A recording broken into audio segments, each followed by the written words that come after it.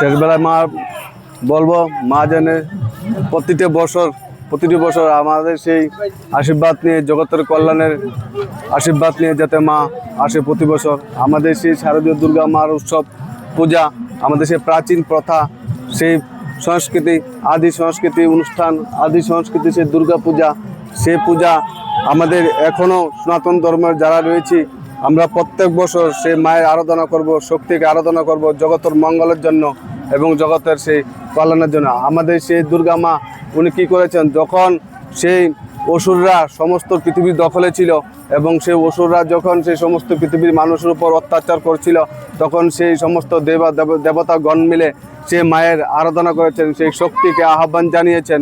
সেই শক্তিকে আহ্বান জানিয়ে সেই অসুরদেরকে, সেই চণ্ডমুণ্ডকে, সৌমার নিশুমকে মা হত্যা করেছেন এবং সৌমার নিশুমকে হত্যা করে সেই চণ্ডমুণ্ডকে হত্যা করে তারপর সেই পৃথিবীর শান্তি দিয়েছেন, সেই পৃথিবীর প্রকৃতিকে শান্তি দিয়েছেন।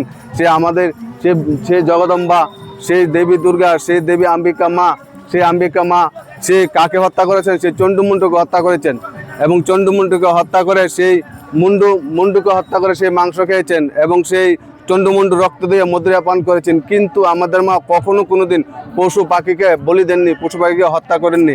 আমাদের মা যারা সে প্রকৃতির বিধ্বংসের জন্য দায়ী হয়েছিলেন, যারা প্রকৃতিকে বিধ্বংস করছিলেন, সেই চণ্ডমুণ্ডু, সৌমার নিশুম, অসুর রাক্ষস, সেই অসুর রাক্ষসদেরকে আমাদের মা বধ করেছেন এবং আমাদের আমাদের পৃথিবীকে শান্তি দিয়েছেন। আমাদের সেই জগদম্বা মা, সেই পার্বতী মা, সেই বড়তে বড় মা, আমাদের সেই পার্বতী মা হয়েছে আমাদের সেই এই পৃথিবীর মধ্যে সবচেয়ে থেকে বড় মা।